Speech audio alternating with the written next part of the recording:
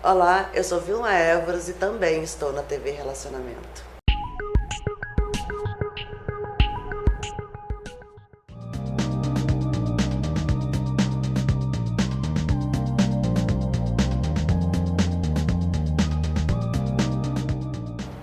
Olá, internautas! Iniciamos mais um módulo do Profissão Encantar e no quadro Gestão Executiva nós convidamos aí um profissional do mais alto calibre, diretor de várias empresas, uma trajetória maravilhosa, de sucesso. Apresento para vocês o amigo José Fantini.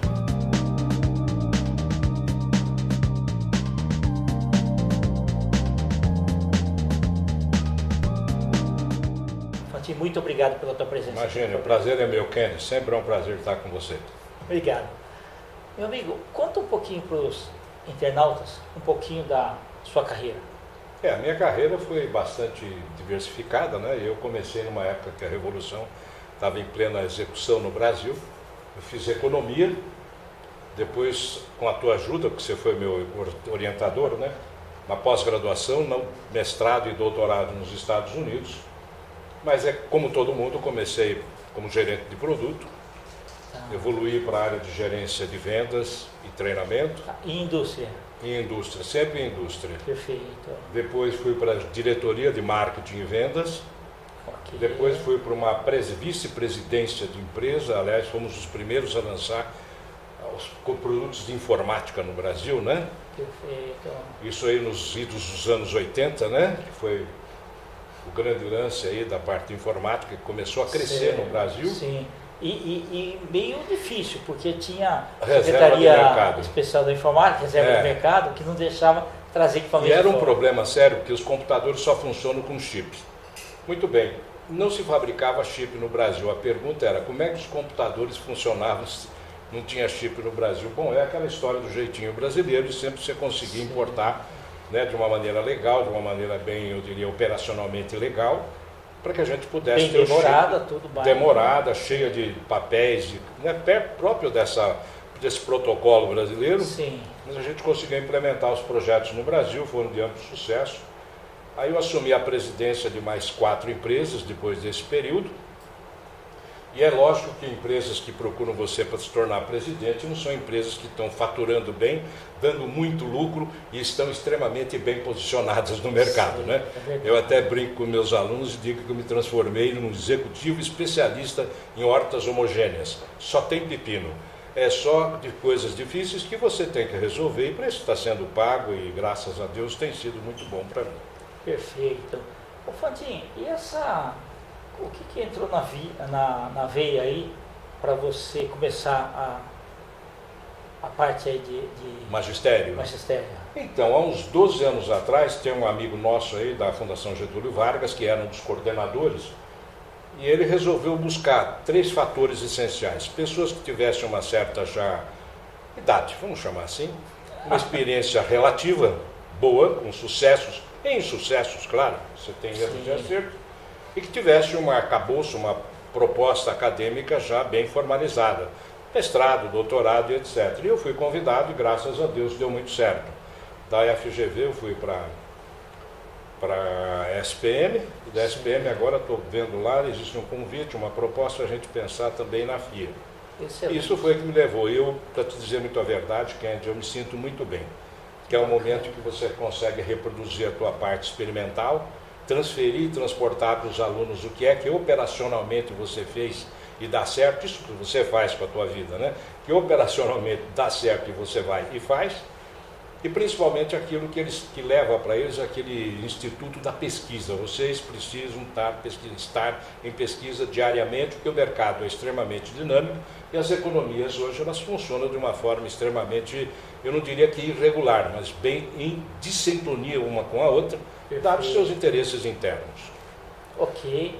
E principalmente nessa época em que o país enfrenta essas crises aí, eles têm muitas dúvidas, né?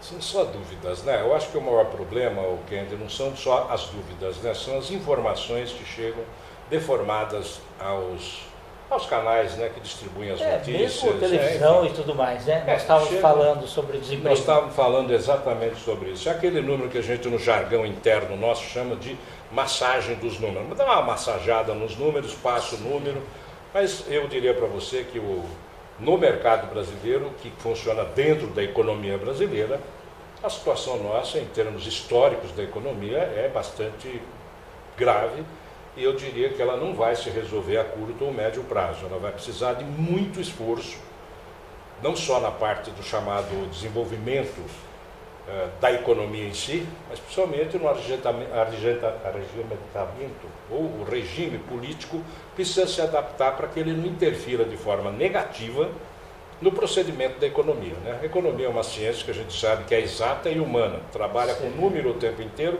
e com antropologia do outro lado. Então não adianta você inferir conceitos políticos onde você tem valores numéricos, matemática. E nem tampouco inferir na pesquisa antropológica, porque ela é uma existência factual. Não adianta eu dizer que não é se aquilo está acontecendo. Perfeito. Os meios de comunicação têm falado que nós temos atualmente 14 milhões de desempregados. Na verdade é muito mais, né? Bem mais. Os números que a gente tem são 14 milhões e 200 mil desempregados com as carteiras dos últimos ano e meio, mais ou menos. Perfeito. Nós temos já um desemprego flutuante que vem dos últimos 4 anos, mais ou menos, que envolve mais ou menos 5 milhões de desempregados. E nós temos essa carga de jovens, ou pessoas mais idosas, ou jovens que estão entrando nesse mercado, que segundo os últimos dados estatísticos, somam aproximadamente 6 milhões. Então nós poderíamos ter um número aí que varia entre 22 a 23 milhões de pessoas em estado de procura de emprego, em estabilização no setor empregatício. Não é um número que eu diria para você doce de se engolir, né? É bastante difícil. 10% da população do país brasileira está desempregada. Não é nem da população economicamente ativa. Da população estática do Brasil, 10 milhões estão desempregados. Entendi. Desculpe, 10 milhões não, 10% está 10% desempregado. está desempregado. Realmente é É um número bem assustador. assustador. E o que fica menos agradável é que, de repente, você tem aí alguns índices que, né, como semana passada surgiram aí, o PIB cresceu 0 alguma coisa, diminuiu um pouquinho a inflação, pronto, já decretaram que houve o fim da inflação, a recessão já acabou, não. Eu acho que a gente precisaria ter um pouco mais de seriedade nessa informação. Você ainda continuando só com os 14 milhões de desempregados, você tem um PIB negativo ainda e você não pode dizer que você saiu da recessão e que nem tampouco a inflação está controlada. A gente está vendo no ponto de venda que a inflação é flutuante, ela não é, mas como dizia o velho professor Delfim Neto, é uma espiral contínua de inflação, né? Sim, verdade. Ô Franzinho, o que está preocupando mais assim os jovens estudantes aí, de graduação principalmente, nesse momento? Olha, o de graduação, ele ainda não conhece bem, ele não sabe bem qual é a formação acadêmica que ele quer para a profissão que ele pretende exercer. Então são dois fatores extremamente distintos, mas ao mesmo tempo são convergentes. Agora, o que mais me preocupa é onde eu dou aula, né? Que é na pós-graduação, nos MBAs, onde você já tem as pessoas graduadas e muitos dos que estão lá estão exatamente perdidos no tempo e no espaço sem saber o que eles vão fazer. O que você veio fazer aqui? Aí eu vim aprender alguma coisa de economia, de marketing, de vendas, para ver se eu consigo melhorar a minha performance, se eu consigo melhorar a minha empresa ou ter uma produtividade melhor dentro do meu trabalho, do meu emprego. Ou vim fazer porque eu quero melhorar mesmo o meu currículo, porque eu estou desempregado, eu estou precisando ter um plus a mais na minha fase acadêmica para melhorar a minha performance, vamos chamar, no mercado. Mas é difícil, eles estão bastante, eu diria, preocupados. E a pergunta que não se cala é aquela: professor, vai demorar muito? Eu falei, depende. Eu nunca uso o termo depende e não gosto da coisa do chamado achismo. Eu acho que não. Ou é número ou não tem solução. Diagnóstico eu uso muito, ou chega o diagnóstico fica comprometido. E também aquela história, né? A dúvida você tem? Tenho. Dúvida é uma coisa que eu só resolvo sabendo para onde eu quero ir. E me parece que a gente não sabe bem para que lado vai. E aí fica difícil. Eles tomarem uma posição de ordem profissional, de ordem acadêmica, que os leve a uma, digamos, situação melhor do que que eles encontram no momento. Perfeito. Franzinho, o que tem gerado assim na economia alguma coisa assim? Porque antes a gente ia buscar modelos lá de fora para colocar aqui no Brasil, né? Então vieram as franquias, vieram aí tanto o segmento de fast food e tudo mais, mas também já deu uma estabilizada, né? Assim, roupas, marcas de grife e tudo mais. O que você está achando assim? O que está preocupando bastante aí é aquele aluga-se ou passa o ponto. É isso que está bastante. O que está preocupando aí, principalmente jovens empreendedores? Veja, o jovem empreendedor que está hoje dentro dessa, vamos chamar, categoria dos startups, né? Sim. O que é o startup? Startup é um investidor que está a fim de colocar dinheiro em alguma coisa que não existe, de uma forma que ainda não foi desenvolvida e num procedimento estratégico que não tem similar. Ou seja, ele quer três, digamos que, opções estratégicas para ele colocar dinheiro. Ele não vai colocar dinheiro em aquilo que já existe da forma como existe, principalmente estrategicamente da forma como está sendo feito. Sim. Isso Só que ele quer retorno também. Hein? Ele quer colocar Aliás, dinheiro. ele quer isso porque a primeira pergunta que ele faz, qual é o ROI dele? Isso não tem dúvida. Quanto é que eu vou ganhar e em quanto tempo? Ele vem daquela estrutura que hoje nos Estados Unidos está bastante desenvolvida, que eles chamam de disruption, né? O que é o disruption? É a ruptura com aquela herança cultural, daquele sistema cultural de você desenvolver empresas, né, com marcas, que hoje não se fala mais em bem, produto ou serviço, né? A teoria é a estratégica de branding, né? Segundo a nossa sempre querida e imitada Harvard, né? Não vamos contrariar, né? A Harvard. Não, sem dúvida. Sem dúvida. Mesmo não porque vamos, ela é de contrariar 1616, né? Eu preciso. É a melhor e a mais nova forma de se fazer uma estratégia, trabalhar em cima da marca, como diz o Steve Jobs, né? Com toda a sua arrogância, ele disse lá para o Tom Peters, né? Se eu não estivesse com você no Vale do Silício, eu jamais iria admitir que marketing é importante para as minhas criações. Vindo do Steve Jobs, até que foi um ato de humildade, né? Exatamente. Digamos. Mas ele diz uma das coisas mais importantes, né? A marca é que agrega valor ao produto. E antigamente a gente tinha que o produto é que agregava valor à marca. Exato. Então o investidor hoje ele quer uma marca que você tenha exatamente um processo de planejamento estratégico, financeiro e economicamente com rentabilidade. Ele nem se preocupa muito em ter lucratividade, digamos que durante o período, né, que a gente chama de break-even, né, do produto, mas exatamente. Ele quer com rentabilidade. Por quê? Porque aí ele percebe que a mais dias ou menos dias ele consegue obter lucro em cima do que ele investiu. Perfeito. E hoje o mundo tá saindo, assim, os produtos vão continuar, tudo, mas assim, muitos aplicativos estão substituindo velhos hábitos, né? Queria que você falasse um pouquinho sobre isso. Olha, a mídia digital é uma coisa irreversível, né? Já o Peter Drucker, em 1992, ele profetizou isso, né? Sim, dentro do seu livro. Ele falava da sociedade da informação. Exatamente. Ele diz que era tão importante o sistema que as marcas, elas se colariam, elas se adeririam ao corpo da pessoa, ao consumidor, que ela se vende sozinha. Ele não precisa mais fazer nenhum esforço, nem a empresa, ninguém, para que a marca seja consumida.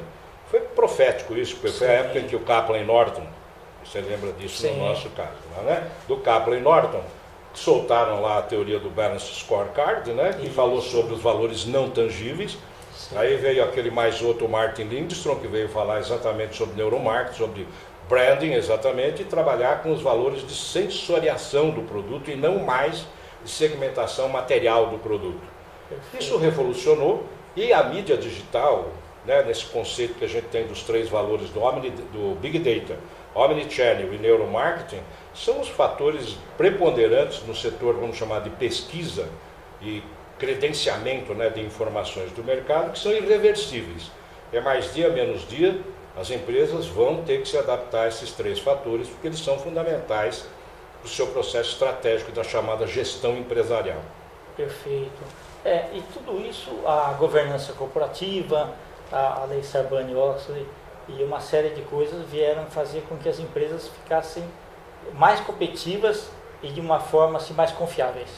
Sim, falando com governança corporativa, a gente pertence ao IBGC, né? Certo. Instituto Brasileiro, você também, de governança corporativa, e ele traz as informações que se eu não tiver uma administração do corporate baseada no foco único da empresa, ou seja, todos, parece até ridículo, né, que o Kaplan Norton tivesse que escrever isso nos anos 90. Pois é. Todo mundo tem que ser focado no mesmo foco da empresa. Me parece até ridículo, mas precisou ser dito. E o que ele traz na governança corporativa? Ele traz exatamente que eu não trabalho mais com decisões únicas, mas trabalho com aquele sistema de 360 graus, onde o CEO é o cara que mantém o timão na mão. Estou falando do Corinthians, né? Estou falando do timão do Brasil, né? Sim. O timão na mão, mas todos os diretores são responsáveis e corresponsáveis pelas tomadas de decisão. Eu acho que isso modificou, não gosto da palavra acho, com certeza modifica o status da empresa no sentido de direcionamento estratégico dela. Perfeito. E aí, os diretores que são colocados lá, eles estão sempre pensando, eu estou diretor, amanhã eu posso não estar mais. Sim. Se eu não for com os objetivos, né, alinhados aí da corporação, eu não estarei mais aqui. Isso daí mudou bastante.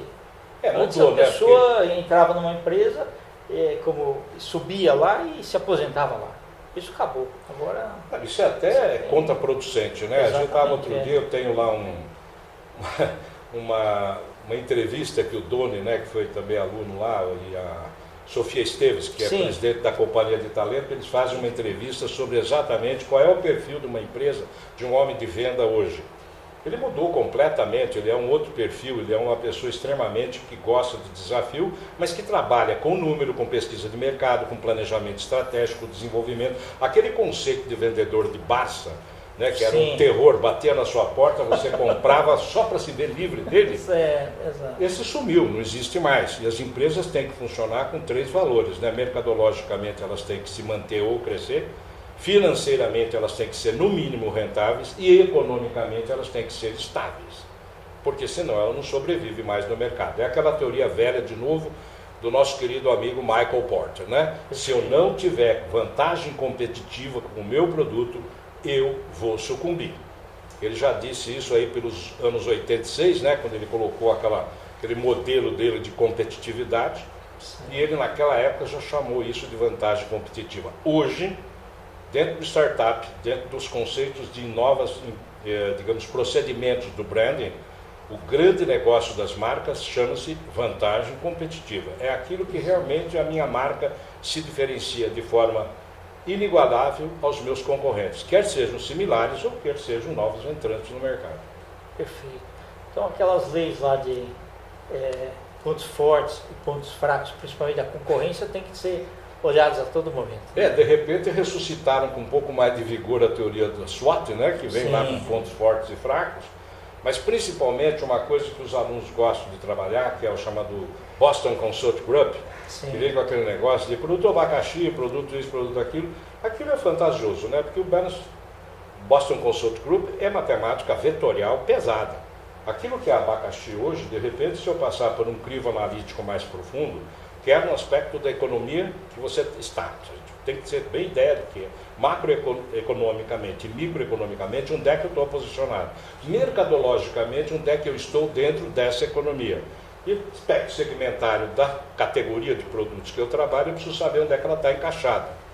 Perfeito. Para fazer isso aí, você precisa fazer uns cálculos vetoriais bastante, eu diria, sofisticados, para que você possa dizer, olha, realmente isso aqui é um abacaxi, eu vou apenas degustá-lo, mas ele não vai permanecer mais a linha de produtos. Perfeito. Ô, Francine, e cada vez mais o mundo evoluindo, só que o ser humano precisa estar constantemente atualizado. Sim. Aquelas pessoas que terminou a graduação e falar, agora eu estou tranquilo, não quero fazer mais nada, esse daí tem um monte de gente competindo com ele no mercado. Olha, isso é uma coisa, o que você colocou e que eu gosto de falar, que eu pressiono, é o termo, demais os meus alunos, para que eles tenham em mente que se eles não pesquisarem, se eles não tiverem informações relevantes e credibilidade diuturnamente, eles tendem a morrer no próprio mercado de trabalho. Então esse negócio, né, de eu já estou formado, já fiz pós-graduação, eu permaneço no tempo e no espaço, como dizia o Peter Drucker, você vai fossilizando. Exato. Ele dizia, uma muito empresa, rápido. Fossiliza, ele disse. Uma empresa começa com treinamento e termina se ela não tiver treinamento. Por quê? Porque precisa o tempo todo estar atualizando. E eu pressiono muito. Precisa ler isso, eu até sou meio chato, né? Leia Valor Econômico, leia IBGE, tudo revista que ninguém gosta. Híbrido da fundação, o exame, leia, vai lá buscar as informações Tem uma biblioteca de mais de 400 mil cases, né, da SPM. Vai lá, Sim. vai buscar, vai pesquisar, vai ler os relatórios da ONU. O cara olha para você e fala, você não tem nada melhor que eu ler, né? Não tem, é isso que você tem que ler para você se informar de dados relevantes. Não adianta você interlocutar com alguém, falar com alguém e dizer para ele, olha, você viu, morreu 4 lá no tiroteio. Isso ele viu na televisão. Exatamente. Você precisa contar para ele ou conversar com as pessoas que o marketing hoje nada mais é do que comunicação e relacionamento. Eu preciso falar para ele exatamente aquilo que ele não conhece, mas que ele precisa para os negócios dele. E nisso é que consiste o sucesso ou não de uma empresa. Perfeito. E hoje se fala muito em internacionalização de carreira. Né? Quer dizer, ele tem que sair um pouco desse mundo que acha que a redoma de vidro é só a empresa dele e buscar outras coisas, principalmente conhecimentos lá fora, novos idiomas, alguma coisa assim. Você tem que buscar o tempo todo, né? O aluno, por exemplo, no nosso tempo, eu acho que no seu também, fazer um intercâmbio Sim. era um negócio difícil, né? Sim. Eu passei por várias, eu chamava lavagem cerebral, hoje eu mudei um pouco, né? Eu digo para os alunos que eu fui lá diminuir o meu coeficiente de ignorância. Então eu passei lá pelos Estados Unidos, aquelas coisas que você já Certo. conhece, né? Sim. Em França e Inglaterra, aquelas coisas lá. E o que eles precisam? Aprimorar esses conhecimentos. E hoje, até hoje, eu sigo os tweets, eu sigo os meus ex-professores, eu sigo o que eles estão desenvolvendo, eu vejo a Harvard. Por quê? Porque senão eu vou me desatualizar. Exatamente. E vocês têm que fazer exatamente a mesma coisa. Uma das coisas que se coloca muito nesse mercado é o seguinte, né? Vocês não têm originação. O que é o startup? Não precisa ser, digamos que, uma nova empresa. A gente estava aqui no ano passado, numa conferência, e tinha jornalistas tal, e perguntaram, mas escuta, você veio falar, olha o tema, crise, como sair dela? Você não sai de crise, a não ser que você mude de lugar.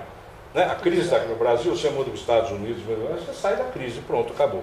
Como é que eu transformo a crise em resultado? Bom, como dizia o Peter Drucker, eu sempre tenho uma brecha no mercado, porque ele não está bloqueado, ele está fechado, mas eu tenho que encontrar uma brecha para entrar com uma nova segmentação, com uma intersegmentação das minhas marcas, para que eu possa obter resultados. Mas aí você pergunta, você por acaso já também nos seus informes jornalísticos, você sugeriu que eles fizessem fusões, aquisições? Está cheio de empresas de porte médio e pequeno, algumas, né, dentro daquela teoria do filho de Kotler, umas têm dinheiro, mas não têm mercado, junta as duas. Umas têm tecnologia, a outra não tem o mercado. Junta as duas, põe a tecnologia com o mercado. São processos de fusão ou até de aquisição que melhoram. A outra é franchising, que você começou. Sim. Franchise, notadamente, é um processo de sucesso. Apenas 4% dos franchises que são empreitados não dão resultado positivo. Então a pergunta é, você está com problema de cash flow e tal, você vai procurar algum franchising que você possa adicionar à tua empresa para melhorar o seu cash flow? É uma pergunta, não fiz, mas devia ter feito. Ah, mas é que eu trabalho com tecnologia. Seguramente, se você entrar no mercado de franquias, e vai falar com o nosso amigo Riso lá, né, que é o pai da matéria, você vai encontrar empresas que estão bem situadas no mercado de tecnologia, que poderão se agregar ao seu trabalho numa espécie, basicamente num conceito mais de fusão, não de aquisição, e vocês dividirem aí um pouco do lucro, ou pelo menos da massa financeira, que vocês precisam, naquela velha teoria ainda do Peter Drucker, para manter a porta aberta. Para manter o negócio aberto, eu preciso que o cash flow esteja constante. Se ele dá lucro ou não, isso é outro departamento. Na época de crise, eu não penso em lucro. Perfeito. Professor, só um momento. Meu nome é Fabi Oliveira, sou formada em marketing, aproveitando o assunto que é muito pertinente ao nosso país, no momento do nosso país. Realmente sou formada em marketing, administração de empresas e tecnologia e produção publicitária. E até tenho muita experiência no terceiro setor, que é a estratégia de responsabilidade social hoje. Que hoje uma grande indústria é necessário ter em questão até do seu produto, a qualidade do seu produto, tudo que você vem falando. Sem dúvida. Então, professor, colocando essa situação, o senhor fala, questão de descentralização. As empresas hoje no Brasil, a maioria, as grandes empresas, elas são empresas familiares, né? Isso. Então, o argumento, será que não é começar desde a cúpula a ser trabalhado num grande profissional? Porque assim, eu encontro até várias pessoas que conversam comigo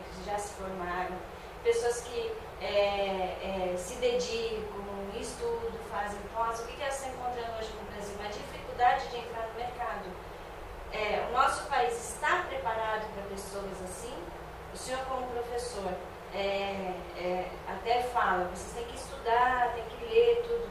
Eu segui, porque eu sempre falei, eu acho que quem faz uma faculdade é o aluno.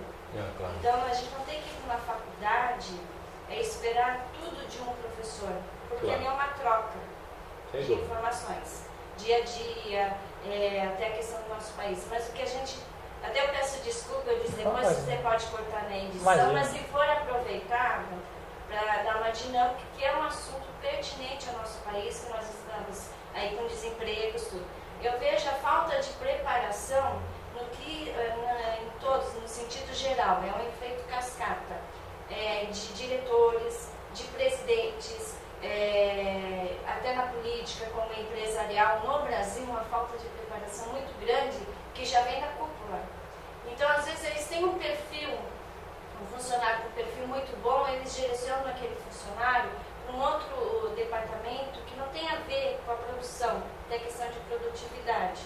Graças a Deus eu tive oportunidade de trabalhar com grandes executivos no Brasil, uns com visões, outros com uma visão mais centralizada.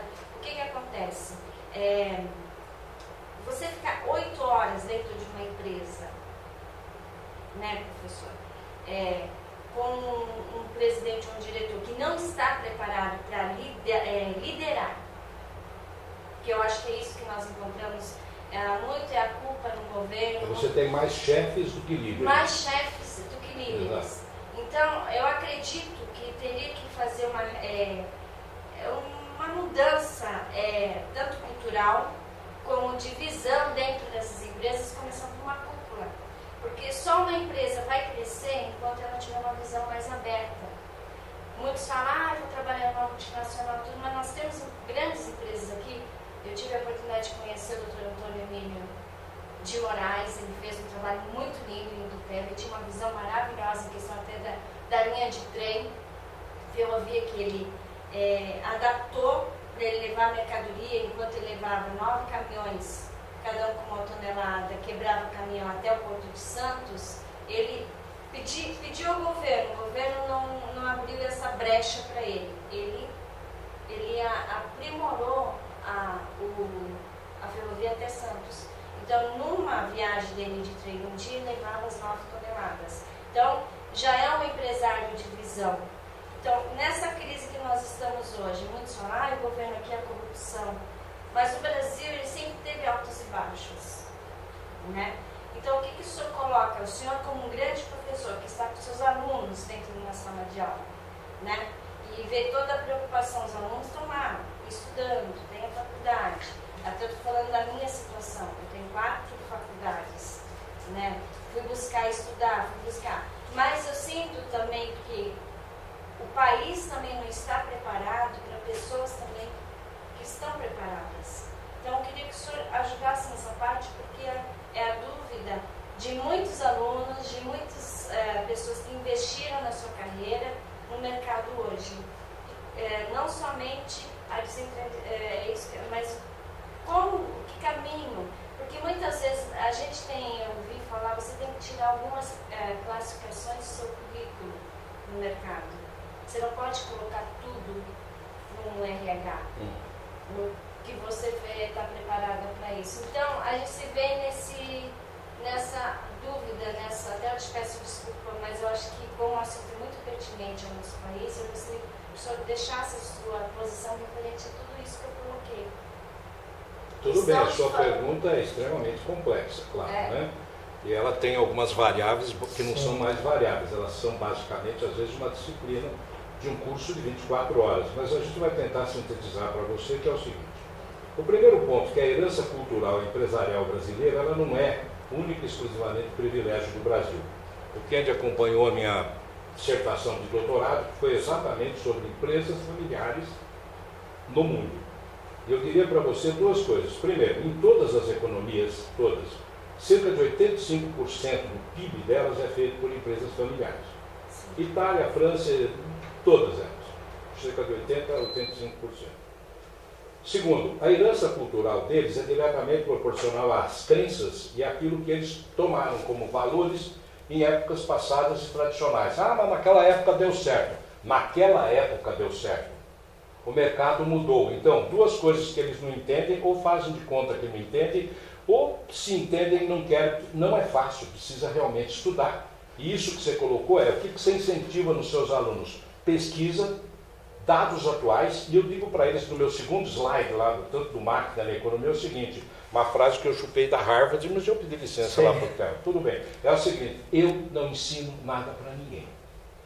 O máximo que eu posso te fazer é dar informações e circunstanciar de tal maneira as minhas informações que permita que você próprio descubra por si próprio aquilo que você vai produzir em cima do que eu estou te passando.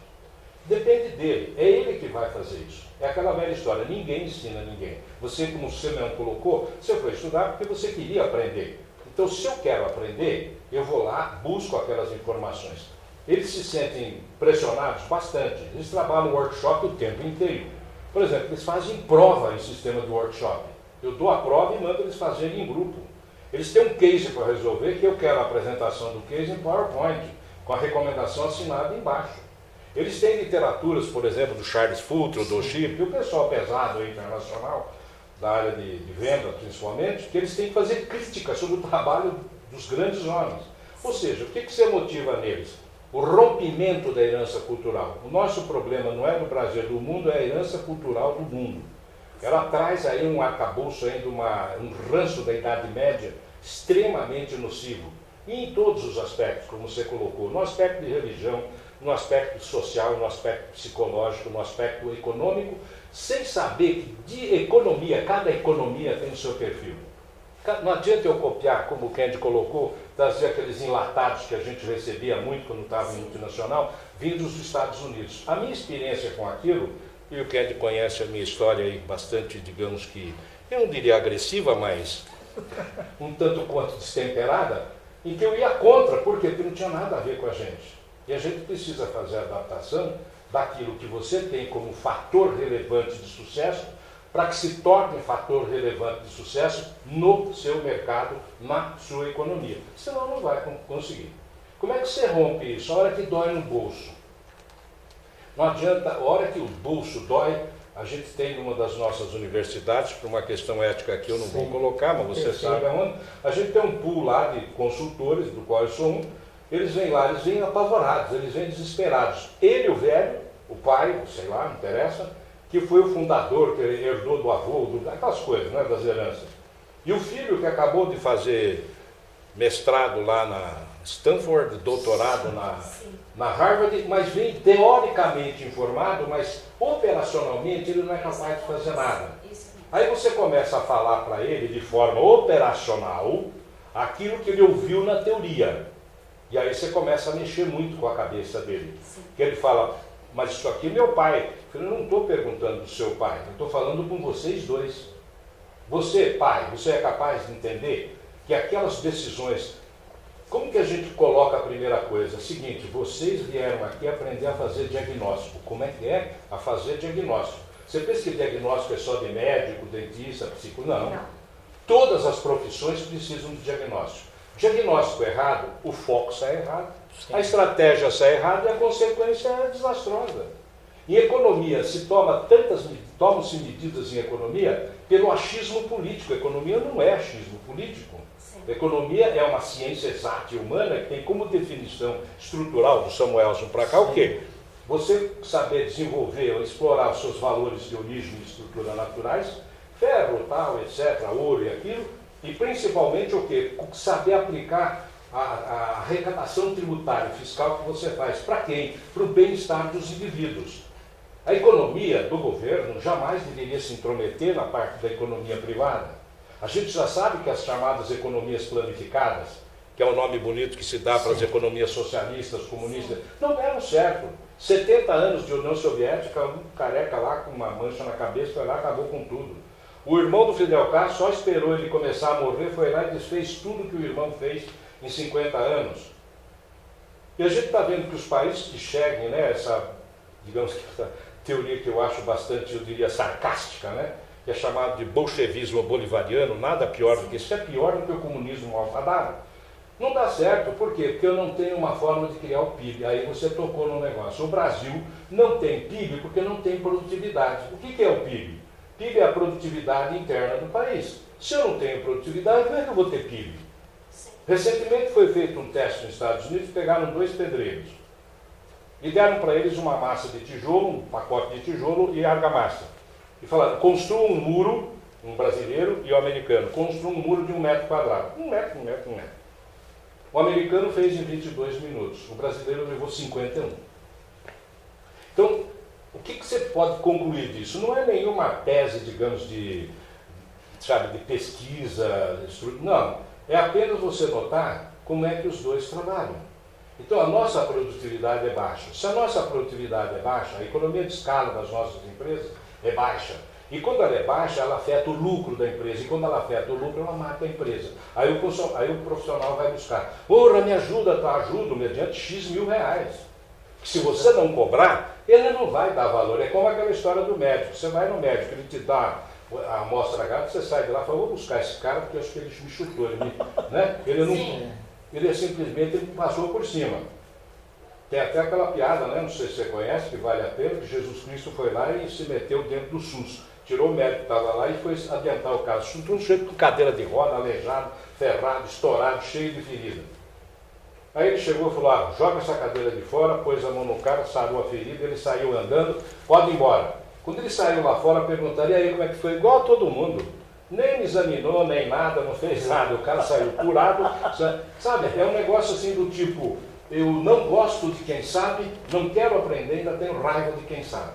Sim. E essa herança cultural é muito difícil de ser rompida. E ela só rompe no momento em que você tem uma dor insuportável chamada bolso. Nessa hora você sente a dor. Por quê? Porque aí afetou o seu status social, econômico, financeiro. Você colocou no começo uma coisa sem a qual os planos de mercado não são aceitos. Ele tem que ter sustentabilidade econômica, financeira e ambiental. Por quê? Eu não tenho o direito de arrebentar, acabar com os rios, flora, etc., para fazer a minha empresa. Antigamente a gente tinha isso, as empresas não estavam nem aí. Eu trabalhei com uma multinacional que pagou uma indenização horrorosa lá na Índia, né? Por causa de uma expansão de um gás que matou mais de 1 milhão de pessoas. Sim. O que você faz com isso? Como professor, eu incentivo 3 coisas. Primeiro, vocês não vieram aprender, vocês vieram trocar informações comigo. Segundo lugar, o que eu vou perguntar para vocês é tudo aquilo que vocês não sabem, porque o que vocês sabem eu não vou perguntar. E tem aluno falando, você só faz pergunta que eu não sei para aquilo que você sabe. Eu não vou perguntar, eu vou perder tempo. E o que eu quero com isso? Que ele passe para a classe as informações que ele tem, eu coloco em discussão, para que eles comecem a ver isso. Onde é que eu tenho que romper a minha herança cultural para poder dar abertura para isso que eu estou ouvindo agora? Onde é que eu tenho que romper para que eu não continue no mesmismo? Sabe, daquela história que já deu certo naquela época, no passado, já foi, a economia mudou. O mundo hoje é globalizado. Como diz o Steve Jobs, né? O mundo hoje está numa distância de um clique. Você clica aqui, eu falo com o Japão, com a China agora. Eu faço o processo de venda que ele chama de one-to-one, tá certo? É 1 a 1, só que é 1 a 1 cada um. Naquele momento tem 10 milhões acessando aquele site. Portanto, eu tenho 10 milhões de pessoas comprando. É one-to-one no sentido da linkagem, do link. Só que no processo comercial ele abre um leque enorme, incomensurável.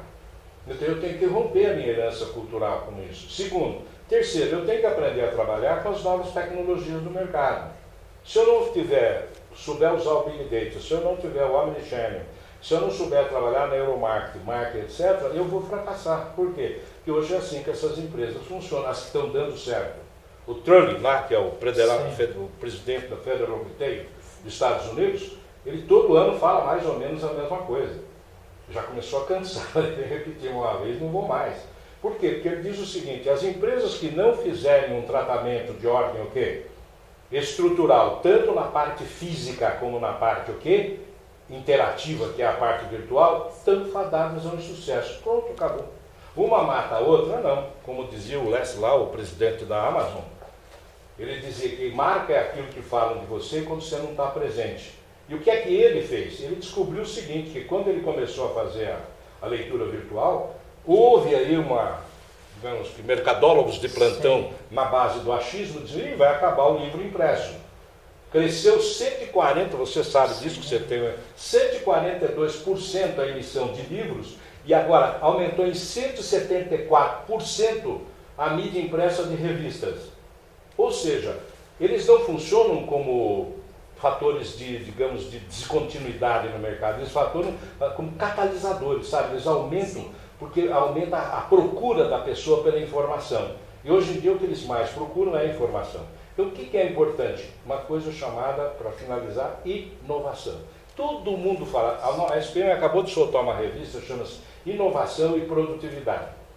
A gente foi muito feliz nessa, porque você vai trabalhar com inovação e produtividade. Dois fatores que o Brasil desconhece. O que é inovação? Inovar é tudo aquilo que eu já fiz, que não deu certo, mas que eu tenho em fazer de novo. Sabe aquela história assim, não deu certo, sabe, porque o Kennedy naquela hora, ele em vez de puxar a cadeira para o lado direito, ele pegou pelo lado esquerdo. Sim. Fatores adicionais que absolutamente não movem, nem melhoram, nem pioram a sua estratégia. É errado, está errado, focou errado, a estratégia está errada. Aí o foco saiu errado, consequentemente você fez um diagnóstico errado. Ou eu tenho inovação, ou eu tenho uma ruptura da herança cultural, ou eu vou penar em cima desses mercados que hoje não perdoam. Tem um velho ditado que diz que dinheiro não aceita desaforo. Sim. E o mercado não perdoa desaforo. Nenhum. Se você tomar valores estratégicos que não condizem com a ótica desse mercado, você está fadado a um insucesso. Isso que você perguntou tem que mudar. Como que você vai mudar? Eu tenho a impressão que esses cursos que a gente faz hoje, né, nas escolas, e não sou só eu, sim, os meus colegas professores têm a mesma indução, vamos chamar de didática, é de você começar a formar uma massa que comece a pensar diferente. E a gente incentiva, olha, você não vai ter sucesso no primeiro instante com o teu chefe.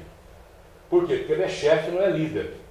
Segundo, você volta a segunda vez, ele de novo vai refutar. Na terceira vez, ele presta atenção. Na quarta, ele vê que você tem razão. Na quinta, antes de tomar a decisão, ele te chama. Agora, você pagou um pedágio para isso. Tem que ser persistente. Exatamente. A persistência é aquele termo que é muito usado hoje, que é resiliência. O que é a resiliência? É mais que a persistência. É eu conseguir levar à frente aquilo que eu sei que está certo, eu sei que está dando certo, eu sei que estou fundamentado, eu não fui buscar informações no Diário de São Paulo, não tenho nada contra, não fui buscar na Veja, não tenho nada contra, estou falando que são informações muito mais de ordem publicitária, sim, do que de ordem mercadológica. As outras que eu recomendei, que eles também não gostam, mas que têm que ser lidas, por quê? Porque eu fundamento a minha argumentação. Eu não estou chutando, eu tenho fundamento para isso. Aí você consegue mudar. Isso que você perguntou é uma mudança de herança cultural, é aquilo que você pega, por exemplo, o livro, né, do Kaplan e Norton, né, que fala sobre o Balance Scorecard. Se você já deve ter visto, lido, eles vão falar muito sobre isso. E eles vão falar de uma coisa mais chata ainda, que são os valores intangíveis. Nem o tangível o cara gosta, você imagina o intangível. Mas não tem jeito, vai ter que saber. É por aí, não sei se eu respondi a tua pergunta. Ótimo. Obrigado a você, imagina. Fantinho, brilhante novamente, como sempre. Muito obrigado aí. Você quer deixar algum contato seu? Deixo. Meu contato é josefantin@gmail.com. Quem quiser fazer pergunta, questionar, até a própria entrevista, etc., fica à vontade, que a gente está à disposição aqui via Kennedy Sakamoto. Perfeito. Grande muito obrigado. Profissional e grande amigo. Ok, muito obrigado. Eu que agradeço. Nós então finalizamos mais uma gestão empresarial. Um grande abraço e até a próxima.